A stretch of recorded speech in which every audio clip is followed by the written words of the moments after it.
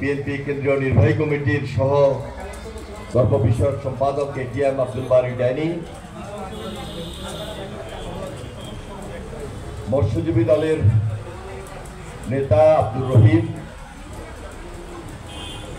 স্বেচ্ছাসেবক দলের নেতা আবুল কালাম আজাদ সহ ওলামা দলের কেন্দ্রীয় নেতৃবৃন্দ, এখানে উপস্থিত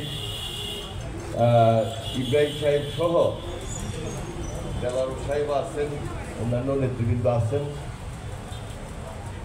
সামনে উপস্থিত প্রিয় সাংবাদিক ভাইয়েরা, সুধীমণ্ডলী, আসসালামু আলাইকুম।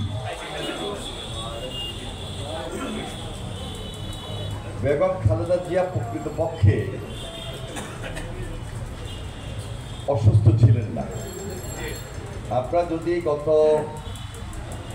15-16 বছরের রাজনীতিটা দেখেন, এই অপরাজনীতি যারা করেছে ফ্যাসিস্ট, দেশনেত্রী বেগম খালেদা জিয়াকে অপমান, অপদস্থ এবং মিথ্যা মামলা সাজা দিয়ে জেলখানায় তাকে দীর্ঘদিন কারাগারে অন্তরীণ রেখেছিল। সেখানে তিনি একটা স্যাঁতস্যাঁতে ঘরে ছিলেন এবং দীর্ঘদিন সেখানে থাকা অবস্থায় তিনি অসুস্থ হন। আমাদের আন্দোলন সংগ্রামের মধ্য দিয়ে দেশনেত্রী বেগম খালেদা জিয়া মুক্ত হন এবং অসুস্থ অবস্থায়ও তিনি দীর্ঘ আন্দোলন সংগ্রামে নেতৃত্ব দিয়েছিলেন। কিছুদিন আগে তিনি দেশের বাইরে চিকিৎসাধীন ছিলেন। তিনি আজকে আমাদের মাঝে আছেন। তবে তিনি অসুস্থ এখন থাকলেও তার যথেষ্ট মনোবল আছে এবং সাহস আছে।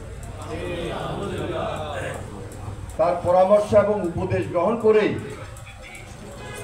আগামী দিনে বাংলাদেশটাকে গড়ার জন্য বিএনপির ভারপ্রাপ্ত চেয়ারম্যান জনাব তারেক রহমানের নেতৃত্বে আমরা ইতিমধ্যে দেশ গড়ার কাজে নেমে পড়েছি। দেশনেত্রী বেগম খালেদা জিয়ার জন্য